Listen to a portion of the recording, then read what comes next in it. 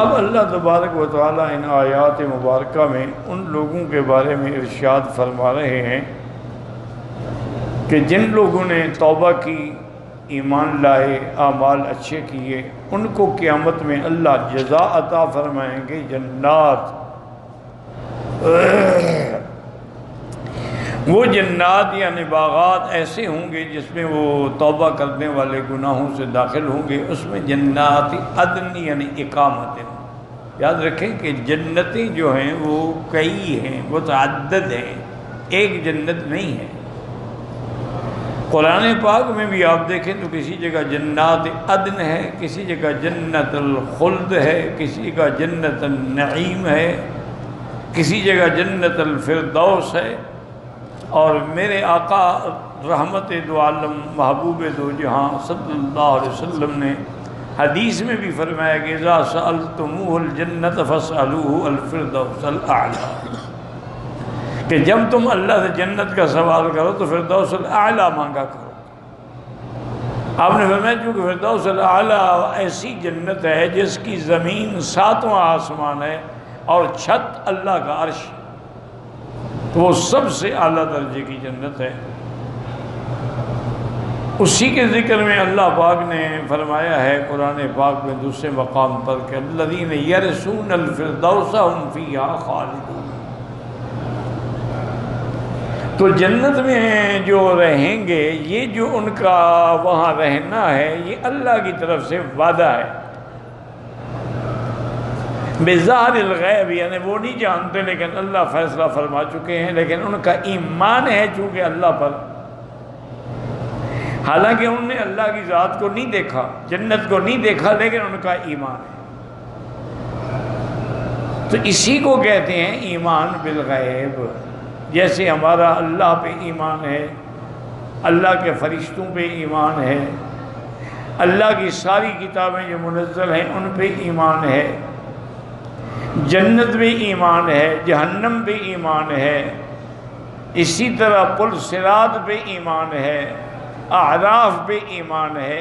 تو یہ سب ایمان بالغیب ہے کہ ہم نے دیکھا نہیں ہے، لیکن اللہ تبارک و تعالیٰ کے نبی پاک کا فرمان جب پہنچا تو ہم ایمان لے آئے، اور ان کا پورا کامل یقین ہے کہ وہ جنت اللہ ان کو دیں گے، اور اللہ کا بھی فیصلہ ہے کہ ہم ان کو جنت دیں گے۔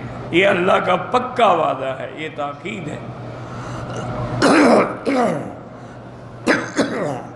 اور اللہ جو وعدہ فرماتے ہیں اس کا کبھی خلاف نہیں ہوتا، نہ وہ کبھی تبدیل ہوتا ہے۔ لا یخلف اللہ المیعاد۔ جنت میں رہنے والے جو ہیں وہاں کوئی ایسی بات بھی نہیں ہوگی، کوئی لغو، کوئی گری پڑی بات قطعاً نہیں ہوگی۔ دنیا میں تو ہو سکتی ہے، مگر جنت میں کیا ہوگا؟ الا سلامن، ہر طرف سے سلام ہوگا۔ مومن بھی ایک دوسرے پہ سلام کہیں گے، تحیتہم یوم یلقونہ سلام، اللہ کے فرشتے بھی سلام کہیں گے، والملائکۃ یدخلون علیہم من کل باب سلام علیکم بما صبرتم فنعم عقبی الدار۔ اور سب سے بڑی نعمت ہے کہ اللہ بھی اپنے بندوں میں سلام فرمائیں گے، سلام قولا من رب الرحیم۔ صبح و شام اللہ کے ان کو رزق دیے جائیں گے، لیکن وہاں نہ دن ہوگا نہ رات ہوگی، بس اندازے سے قائم کیا جائے گا کہ اب یہ دن ہے، اب یہ رات ہے۔ وہ عرش کی روشنی سے ان کو پتہ ہوگا کہ اب دن ہو گیا، اب رات ہو گئی۔ پہلی جماعت جو جنت میں داخل ہوگی اللہ کی رحمت سے، ان کے چہرے ایسے ہوں گے جیسے 14ویں کا چاند ہوتا ہے۔ لا یبصقون فیہا، نہ وہاں وہ کوئی تھوک ڈالیں گے، ولا یتبختون فیہا، اور نہ وہ ناک سے کوئی گند صاف کریں گے، ولا یتغوطون، اور نہ بول و براز۔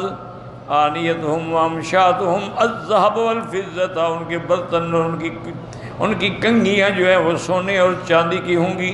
ومجابرہم الالوۃ، اور ان کے لیے جو ابخب بخور جلانے والی چیزیں ہوں گی، الوا سے ہوں گی۔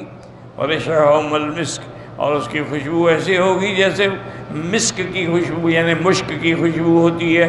وَلِكُلٍّ وَاحِدٍ مِّنْهُمْ زَوْجَتَانِ، ہر جنتی کو 2 بیویاں ملیں گی۔ یرا مخصاکہا من وراء اللحم من الحسن، وہ اتنی خوبصورت ہوں گی کہ ان کی پنڈلی کی ہڈی کے اندر جو گودا ہے وہ بھی نظر آ رہا ہوگا۔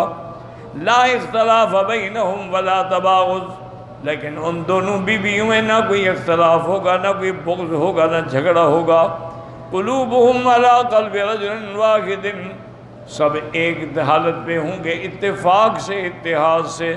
یسبحون اللہ بکرۃ وعشیا، صبح و شام وہ اللہ کی تسبیح بیان کریں گے۔ شہید جو ہیں وہ جنت کے اندر نہر کے کنارے پہ ہوں گے، اور نہر جو ہے وہ سبز گنبد کے اندر ہوگی۔ یخرج علیہم رزقہم من الجنت بکرۃ وعشیا، صبح و شام جنت سے ان کے لیے رزق پہنچیں گے، یعنی صبح کو اور شام کو اللہ پاک کی طرف سے رزق آئے گا۔ مقادیر اللیل والنہار، گویا ایک اندازہ ہوگا رات اور دن کا۔ میں نے کہا کہ صبح و شام جو ان کو رزق دیا جائے گا، ہاں بالکل، جنت وہاں رات نہیں ہوگی بلکہ ہمیشہ وہ نور میں ہوں گے۔ ان کے لیے رات اور دن کا اندازہ جو ہے وہ پردے ڈالنے سے ہوگا۔ پردے ڈال دیے گئے، روشنی ختم ہو گئی، رات ہو گئی، ہٹا دیے گئے، روشنی آ گئی۔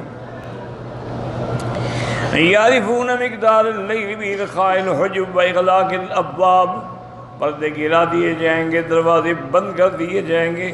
ویعرفون مقدار النہار برفع الحجب وفتح الابواب، اور جب پردے ہٹا دیے جائیں گے، دروازے کھول دیے جائیں گے تو گویا دن ہو گیا۔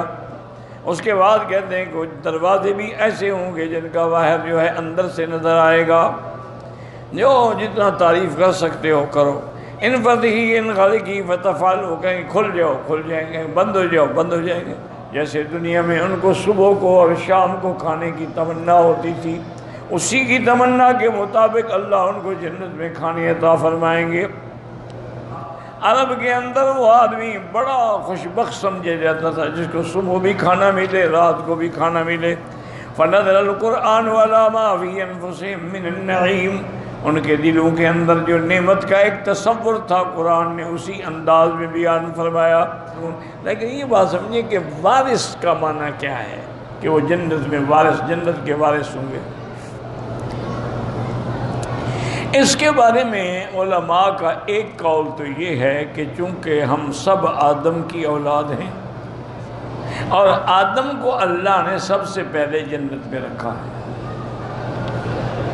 تو اب اس کی اولاد کو جو جنت ملے گی گویا وہی اپنے باپ کا ورثہ لے رہے ہیں، تو اس لیے کہا گیا کہ ہم ان کو وارث بنائیں گے اس جنت کا۔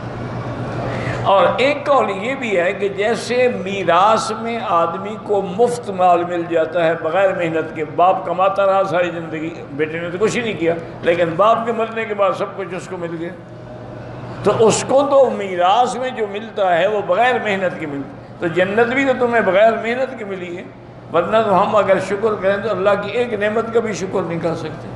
تو اس لیے کہا گیا کہ یرثون الفردوس، وہ جنت الفردوس کے وارث بنیں گے، ان کو وارث کہا گیا۔ اور اسی کو اللہ تبارک و تعالیٰ نے سورۃ المومنین کے اندر بھی ذکر فرمایا۔ حضور نے فرمایا جبرائیل کو، ما یمنعک ان تزورنا اکثر مما تزورنا، کیا بات ہے تم اس سے زیادہ کیوں نہیں آتے ہمارے پاس، کبھی کبھی آتے ہو۔ قال ونظرت، یہ آیت ما نظرت الا بامر ربک، کہ جبریل نے کہا یا رسول اللہ ہم تو اللہ کے حکم کے بغیر نہیں اتر سکتے، اللہ حکم دیتے ہیں تو آتے ہیں۔ ایک حدیث میں یہ بھی ہے کہ حضور نے فرمایا کہ انا اشتاق الیک یا جبرائیل، جبرائیل مجھے شوق ہوتا ہے تمہاری ملاقات کا لیکن تم دیر کرتے ہو۔ اس نے کہا انا اشفق منک یا، مجھے آپ سے زیادہ شوق ہے ملنے کا، لیکن اللہ حکم دے تو میں آؤں، جب تک حکم نہ ہو میں تو نہیں آ سکتا۔